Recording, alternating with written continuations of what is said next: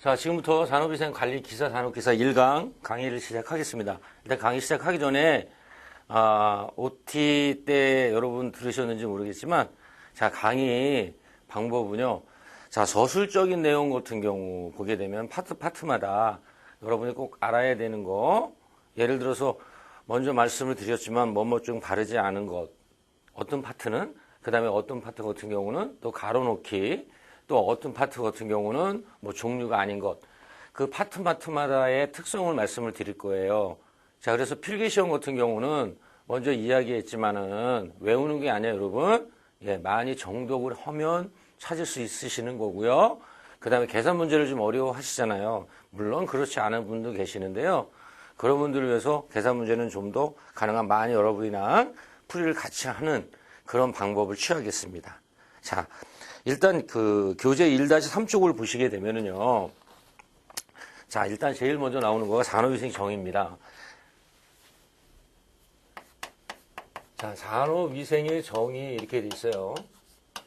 자, 근데 우리가 일반적으로 이 산업위생의 정의에 대해서는 이야기를 할 때 이 정의 안에 어떠한 모든 여러분이 앞으로 학습하셔야 되는 내용들이 다 포함이 되어 있습니다. 그래서 이 산업위생의 정의는 교재에서도 있듯이 좀 이따 전체적인 걸 설명을 드리고요. AIHA, 즉 미국 산업위생학회에서 이야기하는 AIHA에서 이야기하는 산업위생 정의를 우리가 일반화해서 통용으로 사용을 하고 있습니다. 거기에 중요한 키워드 4가지가 있는데 그것이 바로 뭐냐면은 자, 예측, 그 다음에 측정, 그 다음에 평가, 그 다음에 마지막으로 어떤 대책에 대한 개념, 관리. 자, 이렇게 돼 있습니다. 그래서 요거 갖고도 문제를 만들죠. AIH에서 이야기하고 있는 산업위생의 정의와 다른 의미는 했을 때 3개 주고 하나를 찾게끔 만듭니다. 그럼 여러분 금방 찾을 수 있잖아요. 자, 근데 여기서 지금 우리가 이야기하려고 하는 건 뭐냐면은 이 산업위생 4가지가, 요 4가지 키워드가 뭐를 의미하는 것을 여기서 정확하게 여러분이 이해를 하시면 앞으로 상당히 편하십니다. 그리고 앞으로 요거에 대해서 우리가 학습을 하는구나. 다시 얘기해서 산업위생 기사, 산업기사의 과목은 여기에다 포함이 되어 있구나. 그렇게 생각하시면 돼요. 자, 뭐 간단하게 말씀을 드릴게요.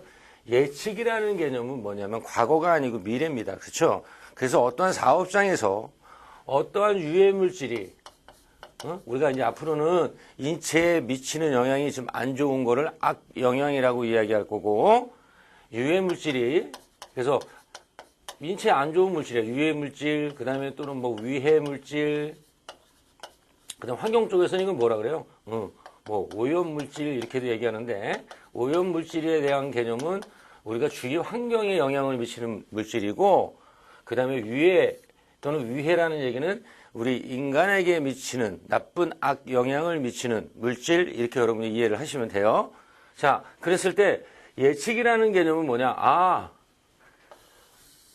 우리가 이 사업장에 지금 A라는 물질에 의해서 어떤 내가 또는 근로자가 어떤 나쁜 영향을 받고 있구나라는 것을 예측하는 거야. 즉, 이것은 인지에 대한 개념이랑 비슷합니다. 인지, 느끼는 거지. 응? 자, 그러면 예를 들어서 우리가 나중에 여러분한테 이야기할 텐데, 자, A라는 물질이 있다. 그래, A라는 물질이 있는데 얘가 지금 어떤 근로자에게 문제를 야기를 시키고 있다고 생각을 했을 때, 자, 우리는 뭐를 여기서 일단 사전적으로 뭘 알아야 되냐면은 약간 이쪽으로 좀 가겠습니다. 이 개념만 잠깐만 말씀을 드리고요. 자, 우리가 조금 후에 하겠지만 이제 TLV라는 개념이 있어요. TLV. 자, TLV라는 얘기는 허용 기준 또는 허용 농도.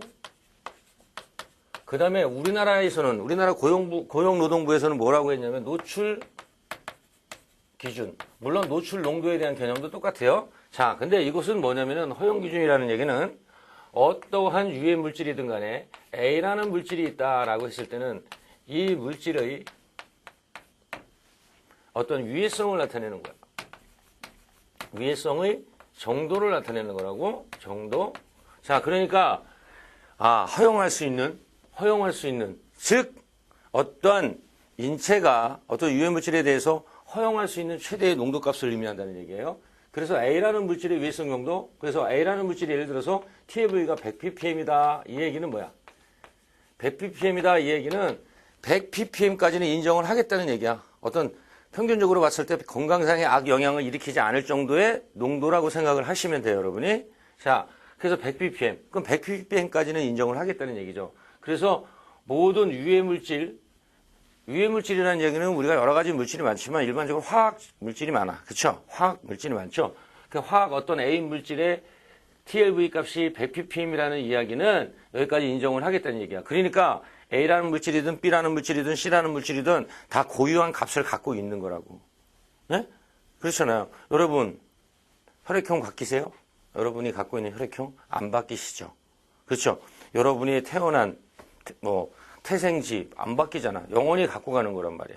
근데 얘도 일단은 바뀌지 않는다라는 개념으로 생각하는데, 근데 사회적인 상황에 따라서 LCGIH에서 개정은 할 수 있어요. 이 TLV 값을 이제 고를 때는 여러 가지 이제 자료를 모아서 한 번씩 하는데, 일단은 우리가 생각하고 있는 이 지금 요 개념에서는 이거 TLV는 얘가 A라는 물질이 허용할 수 있는 고정적인 값이다. 이렇게 여러분이 생각하시는 거가 좋습니다. 일단 TLV에 대한 개념은 이런 개념이고, 다시 좀. 자, 그러면, 자, A 물질에 그래. TLV가, 100ppm이다. 그러면 얘는 측정 값이야? 아니면 이미 정해진 값이야? 여러분. 이미 정해진 값이야.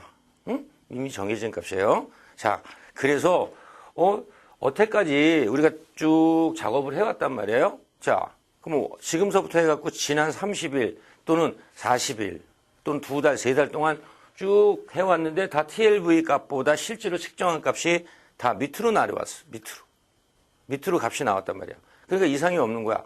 근데 오늘 요새 유독 더 숨쉬기가 곤란하고 피부가 더 따갑고 눈이 좀 더 아프고 이러한 어떤 자각증상이 나타난단 말이지. 그랬을 때 야, 이거 문제가 있는 거 아니냐라고 예측 인지가 됐으니까 측정을 하는 겁니다. 측정.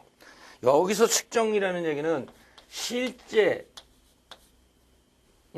릴로 실제 측정 기기를 사용해서 측정을 하는 것을 의미한단 말이야. 실제 측정하는 것을 의미하는 거야. 자, 그러면 실제 측정을 했어. 자, 그러면 이 측정하는 거에 대해서는 우리가 이제 쭉 앞으로 할 거고, 측정을 해서 측정된 실제 농도를 찾을 수 있죠? 실제 측정 농도를 찾았습니다. 농도를 찾았더니 얼마가 나왔냐면요. 예를 들어서 120ppm이 나왔다. 자, 그러면 여기서 봅시다. 120ppm이 나왔는데 얘의 TLV 값은 뭐야? 100ppm이야. 그러면 우리가 허용할 수 있는 한계값 100ppm보다 실제 측정한 값이 커요, 작아요? 크죠, 여러분? 크죠? 대답을 안 하세요. 대답 좀 하세요. 예, 큽니다. 크기 때문에 문제가 있는 거야, 안 있는 거야? 문제가 있는 거지. 자, 그래서 우리가 평가라는 개념은 뭐냐? 평가라는 개념은 자, 문제가 있는지 없는지를 판단하는 거야. 그러니까 얘는 쉽게 얘기해서 문제가 있는지 없는지를 보려면 뭐랑 비교하면 돼? TLV 값이랑 실제 측정한 실제 농도 값이랑 비교를 하게 되면 이 비교하는 것을 우리는 뭐라고 한다? 평가한다. 이렇게 얘기하는 거야. 예? 아시겠죠? 자, 그러면 봐봐요. 봅시다. 예를 들어서 TLV 값이 실제 농도 값보다 크다. 이런 경우죠. 지금 우리 예를 든데. 그러면 이거 문제가 있는 거야, 없는 거야? TLV 값이 실제 농도 값보다 크다. 이 경우가 아니고 이 반대 값이죠. 이거 좀 더 얘기하고. 자, TLV 값이다. 실제 농도가 크다. 실제 농도 값이 크다. 이렇게 돼 있을 때 얘는 문제가 있어요, 없어요? 문제가 있죠. 기준값보다 오버됐으니까. 그러니까 요거는 우리가 평가를 뭐라고 하냐? 이럴 때는 초과 이렇게 평가합니다. 초과 이렇게 평가합니다. 그 다음에 얘는 문제가 있어요, 없어요? 예, 문제가 없습니다. 실제 나온 거가 얘보다 작으니까. 예, 문제가 없으니까 이때는 미만. 그래서 요 미만이랑 초과 이렇게 판단하는 것을 우리는 뭐라고 얘기한다? 평가 이렇게 얘기한다. 아시겠습니까? 평가 이렇게 얘기합니다. 자, 그 다음에 관리입니다. 관리. 자, 관리는 뭐냐? 미만일 경우는 해당이 되지 않습니다. 관리는. 예, 초과이 될 경우만 관리가 해당이 됩니다. 관리라는 개념은 여기서 뭐냐? 우리가 대책의 개념으로 보시면 됩니다. 대책.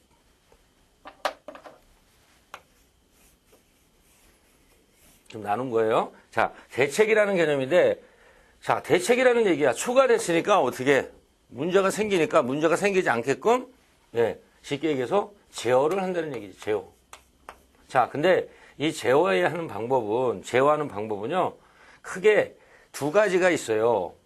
두 가지가. 즉, 가장 일반적으로 많이 하는 거가 뭐냐면요, 공학적 대책입니다. 자, 공학적 대책을 하는데, 이 공학적 대책의 가장 대표적인 거가 바로 뭐야? 산업 환기야. 그래서 OT 때 여러분한테 2차 실기 때 가장 중요한 과목이 산업 환기라고 여러분한테 말씀을 드렸어요. 산업 환기. 그러니까 1차 때, 필기 때 산업 환기를 어느 정도 여러분이 조금 해 두시면 상당히 유리한 그러한 더 실기 때 좀 더 쉽게 학습을 할 수 있다는 얘기고요. 그래서 이 산업 환기라는 개념이고요. 요거와 상반되긴 개념이 뭐냐? 바로 개인 보호. 개인 보호고요.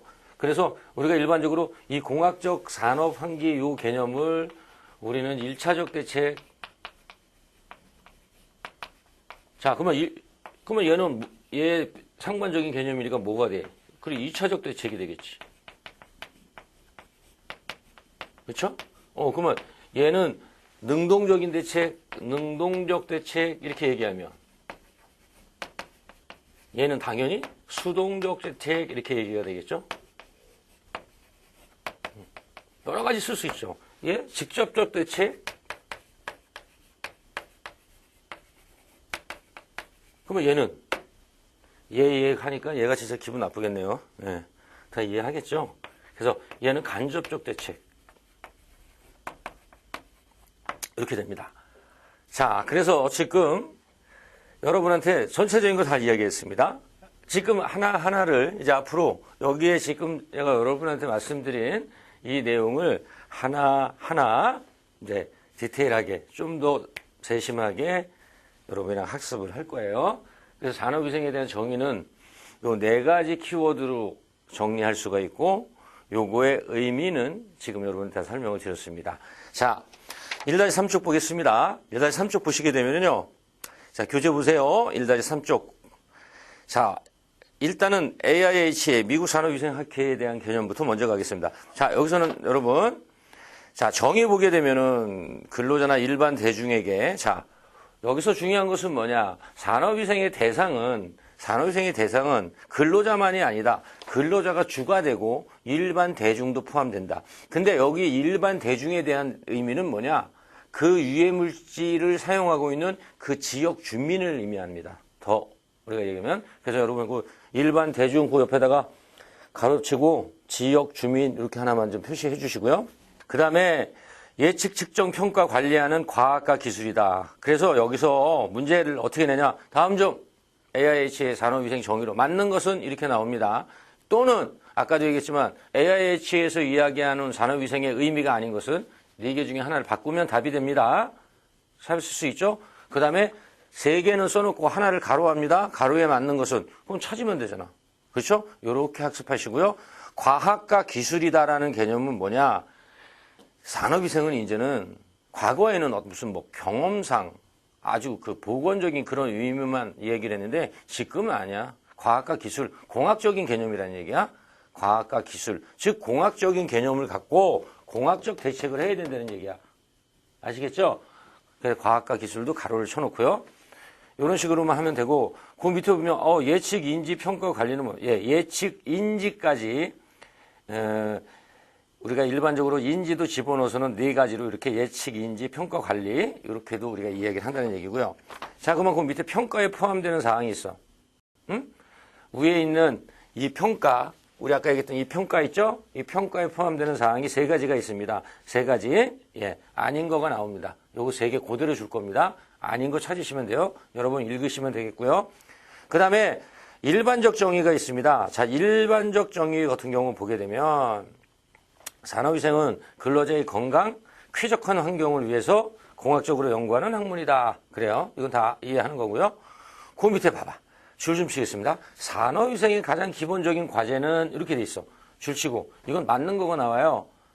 네? 맞는 거. 산업위생의 가장 기본적인 과제는 뭐냐 했을 때 1, 2, 3, 4 준 것 중에서 뭐 찾으면 돼? 작업 능력 신장, 저하에 따른 작업 조건의 연구. 여기서 키워드를 뭐를 보면 돼? 작업 조건의 연구. 가로쳐 놓으세요. 이 용어 있으면 찾으면 된다고.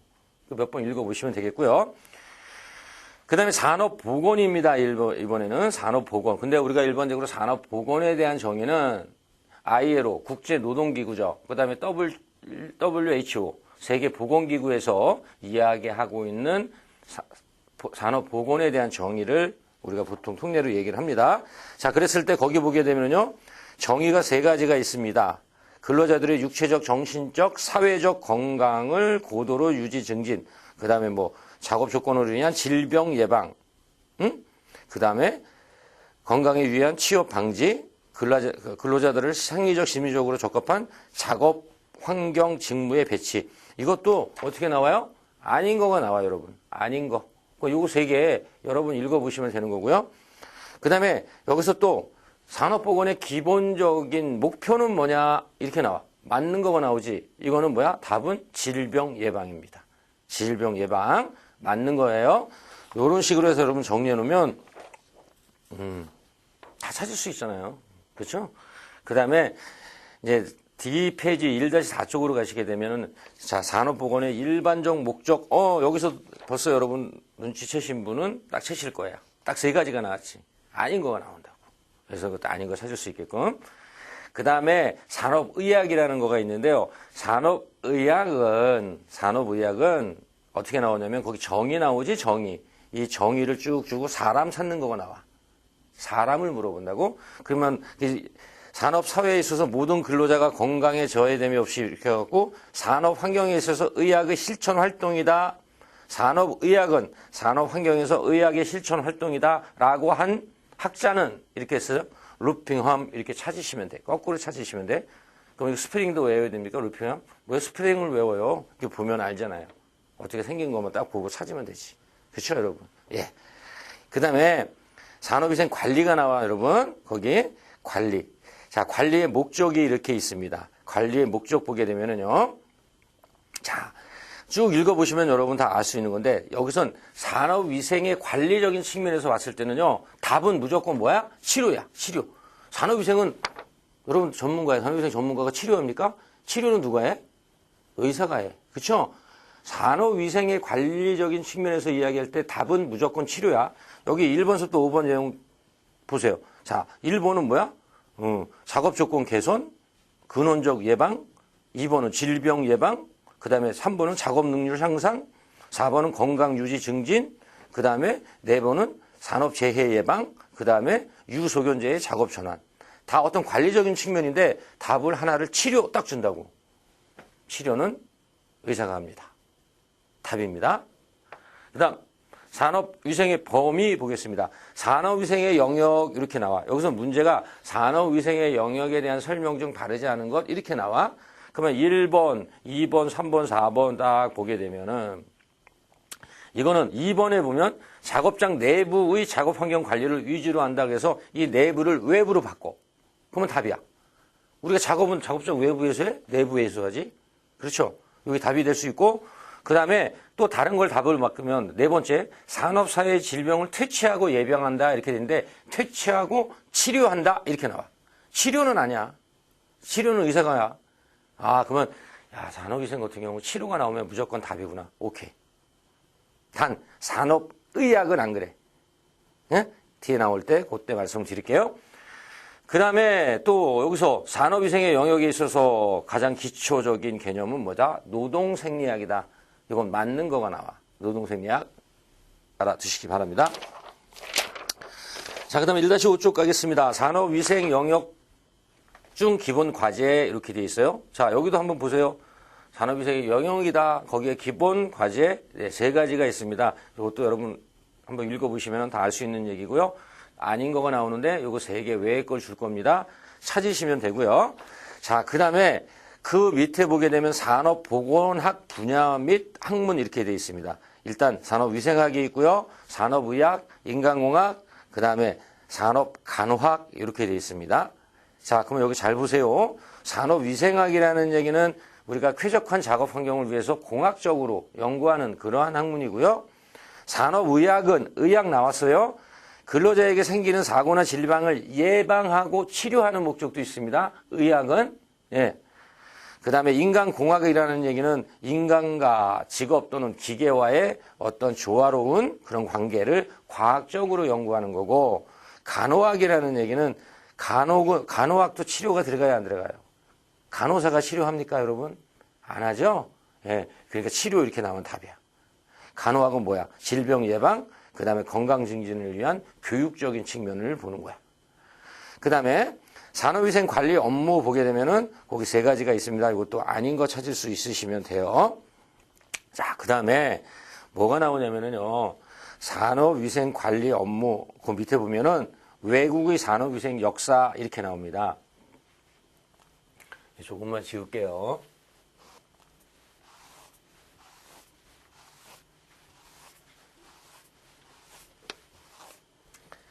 자, 역사.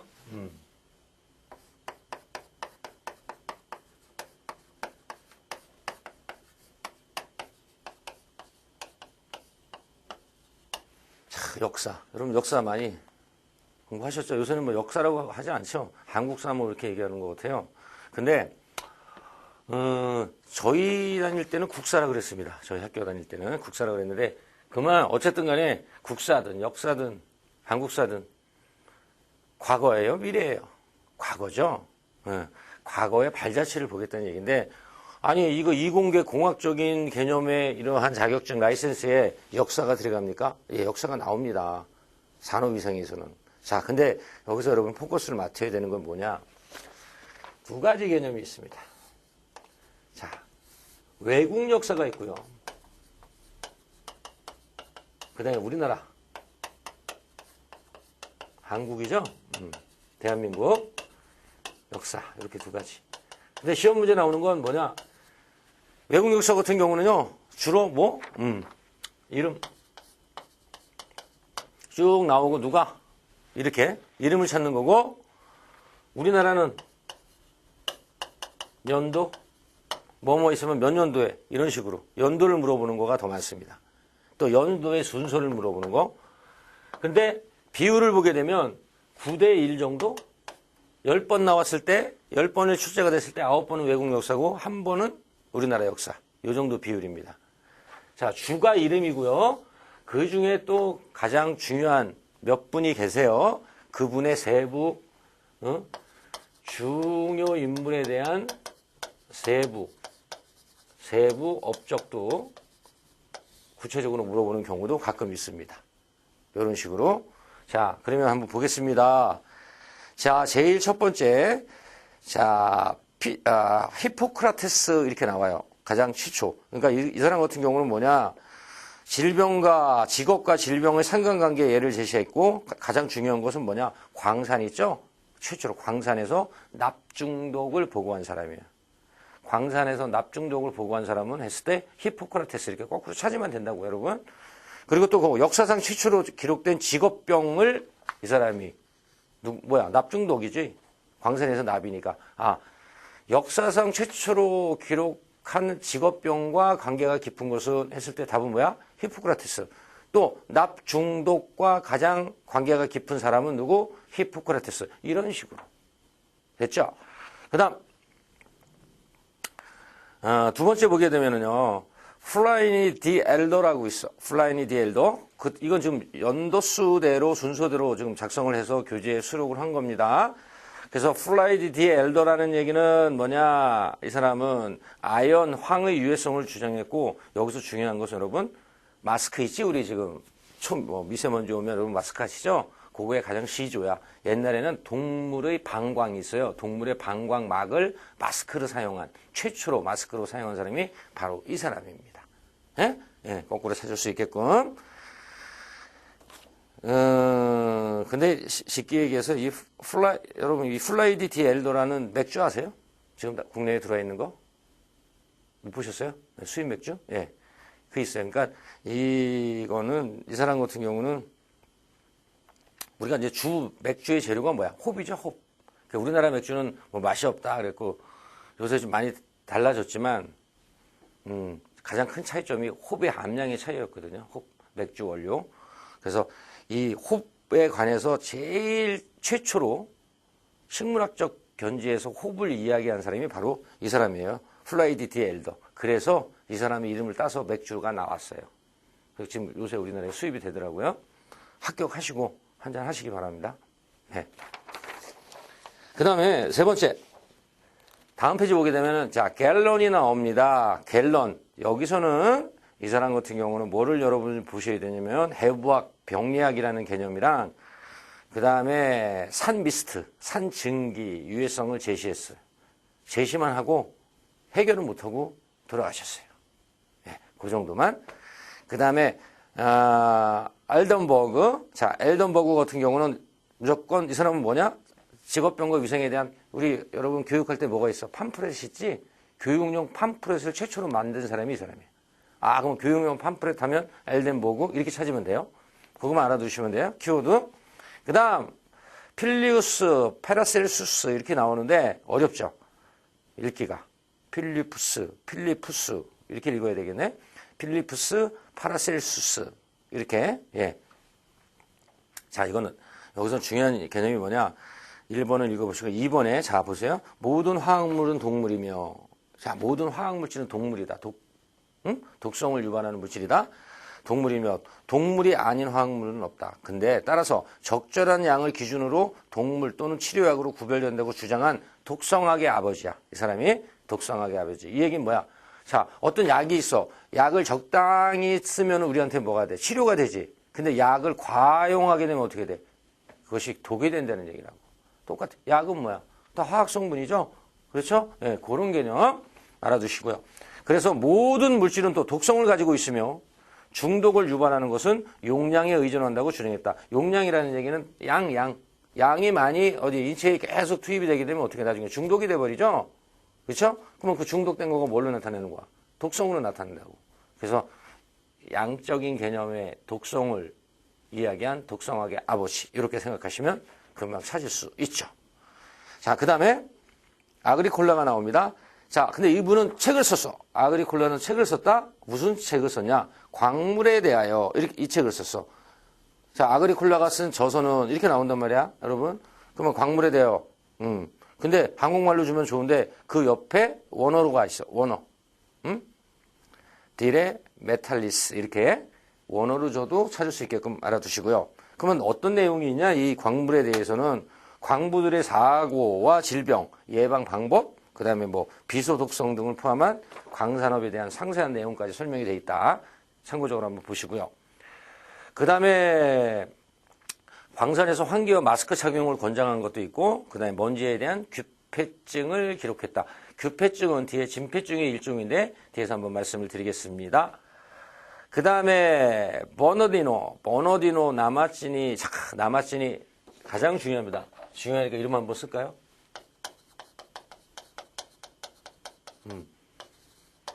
여러분은 원어로 써보세요. 라마치니. 자, 이 사람은 뭐냐? 산업보건의 시조다.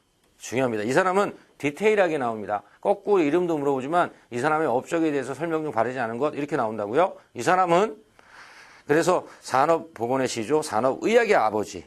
이 사람은 어느 나라 사람이야? 이탈리아 사람입니다. 그 다음에 책을 썼는데 뭐? 직업인의 질병. 이 사람의 저서가 직업인의 질병. 직업인의 질병이라는 책을 썼는데 아주 중요한 책입니다. 그래서 그 원어로도 좀 알아두시고 이 책에서 이 직업병의 원인을 두 가지로 얘기했습니다. 두 가지로. 하나는 뭐냐? 실제로 작업장에서 원료를 이용해서 생산품을 만들잖아요. 그러면 원료 물질 있지, 원료 물질.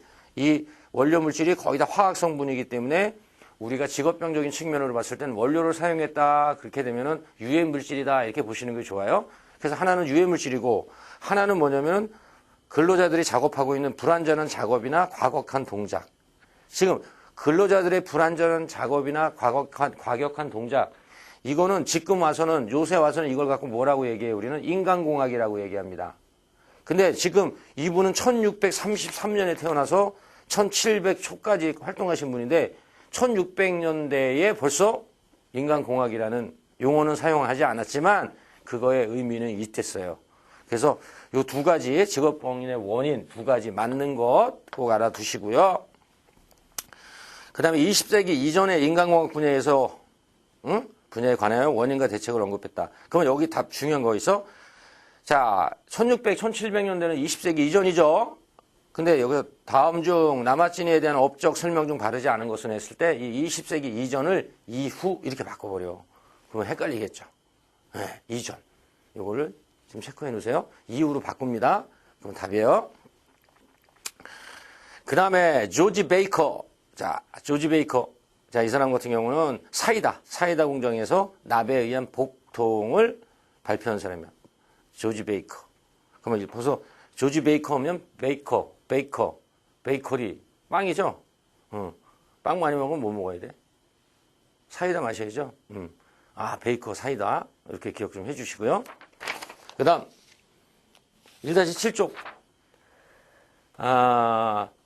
또 중요한 사람이 나왔습니다. 퍼시벌 포트. 자, 이 포트 같은 사람은 영국 사람이고요. 직업성 암을 최초로 보고한 사람이다. 기억해 주시고요. 직업성 암. 근데 그 암이 뭐냐? 어린이 굴뚝 청소부에게 발생되는 음낭암이야. 음낭암. 자, 이건 뭐냐? 외국 같은 경우는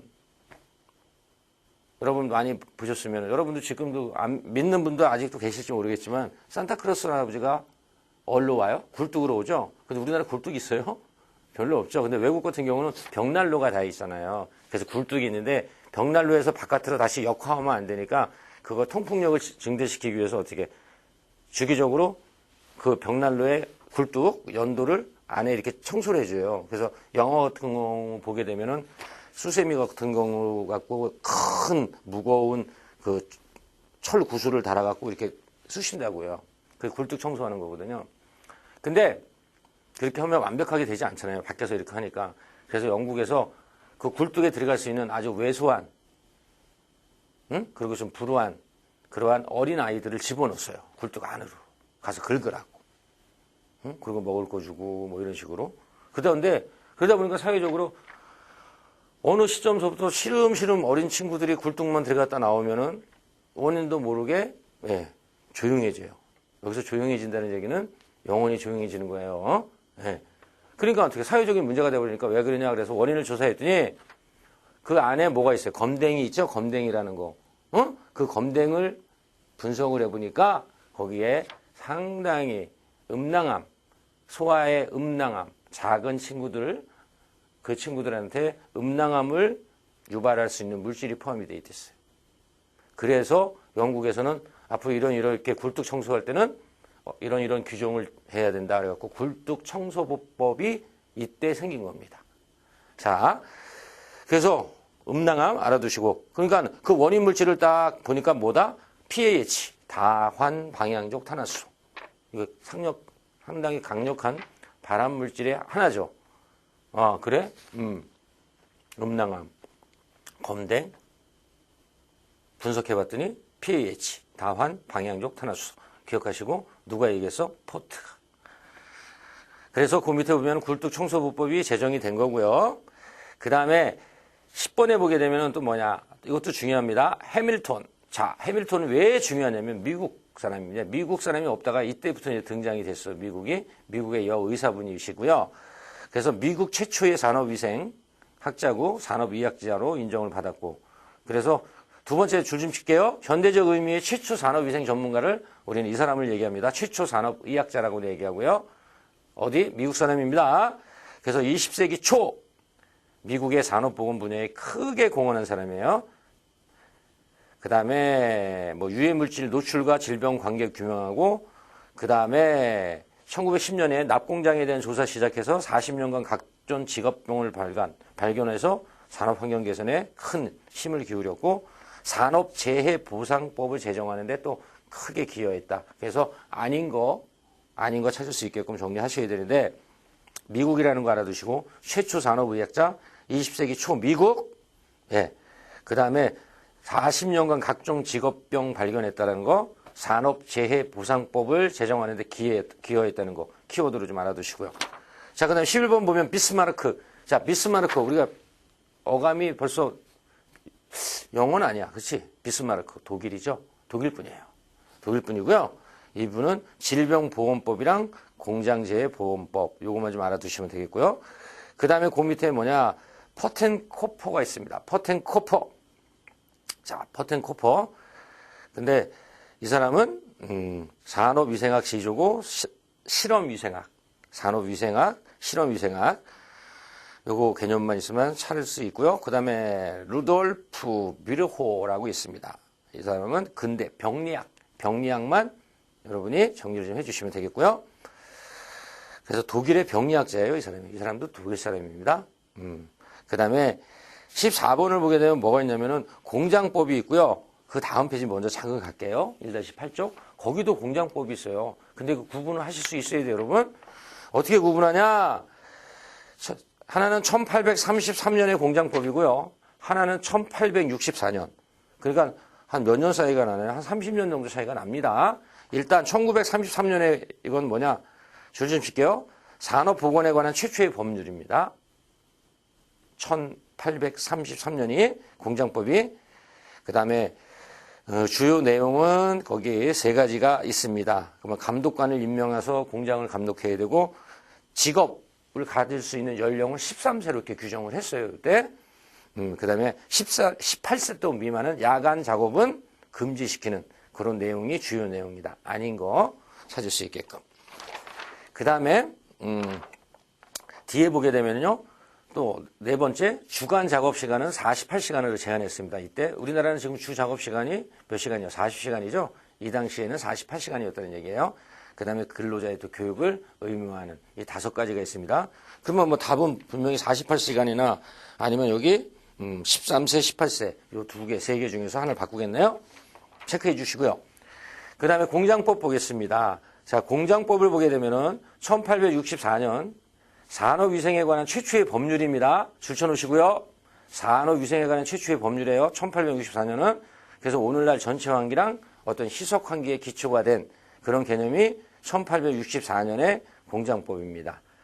그 다음에 로리가가 있습니다. 로리가라는 얘기는 이건 뒤에서 좀 많이 할 거예요. 그래서 진동 공구가 있어요. 진동 공구에 의한 수지라는 개념은 우리 손, 그 다음에 발 이렇게 얘기하는데 주로 이제 손을 우리가 작업을 할 때 주로 많이 이용하는 거가 뭐죠? 손이죠. 근데 간단히만 얘기하고 나중에 다시 한번 얘기할게요. 진동 공구를 많이 사용하다 보면 여러분 진동 공구 보면 이렇게 길에 다니시다가 작업하시는 분들 보면 뿌레까라 그래갖고 도로를 이렇게 막 깨시는 분 있죠. 두두두두두. 그 다음에 카센터 가게 되면은 자동차 교환할 때 어떻게 두릉두릉 하죠. 그런 상태에서 작업을 계속하게 되면 어떻게? 혈액이 원래는 우리가 혈액이 혈관을 통해서 손 전체적으로 돌아야 되잖아요. 끝까지 안 가는 거야. 끝까지 안 가고 여기서 돌아. 그러면 여기서 돌면은 여기는 혈액이 안 가니까 여기는 산소 공급이 안 돼서 점점 여기가 썩어가는 거죠. 맨 처음에. 그래서 하얘지다가 화이트 핑거, 그 다음에 파래져, 블루 핑거, 그 다음에 나중에 마지막에 까매져, 데드 핑거. 죽었다는 얘기지. 손가락이. 즉 괴사가 일어난다는 얘기야. 그만큼 무서운 하나의 질병이에요. 그래서 진동공구에 의한 수지에 그런 제가 설명드렸던 이 현상을 레이노드 씨 현상 또는 뭐 레이노 현상 이렇게 얘기할 수 있어. 또는 레이나우드 씨 현상 이렇게 얘기할 수도 있는 거예요. 그 레이노 씨 현상이랑 관계가 있는 건 로리가. 그 다음에 터너 카시 보겠습니다. 터너 카시 같은 경우는 아까 라마찌니보다 한 단계 더 발전을 시킨 사람입니다. 그 다음에 로버트 필, 이 사람은 도덕법 제정에 주도적인 역할을 했다. 로버트 필, 이 정도로 해서 정리를 좀 하고요. 지금 시간이 너무 길게 안 하려고 합니다. 너무 길면 또 여러분 지루해 하시고 그 다음에 또 효율적이 아닌 것 같아요. 그래서 한 40분에서 45분으로 이렇게 맞춰서 물론 그 시간이 약간 유동적일 수는 있습니다. 그래서 여기서 좀 정리를 하고요. 다음 타임에 외국 했으니까 이제 한국의 산업위생 역사에 대해서 이어서 강의하는 걸로 하겠습니다. 그래서 첫 시강을 강의했는데 여러분 이런 서술적인 거는 이런 패턴으로 할 거예요. 이런 패턴으로 할 거고 충분히 따라오실 수 있습니다. 여러분 누구나 다 하실 수 있으니까 천천히 급하게 생각하지 마시고 자 이런 패턴을 해서 체크했다가 나중에 여러분 정리하시면 분명히 여러분 합격하실 겁니다. 자 1강 여러분 수고 많이 하셨습니다. 마치겠습니다.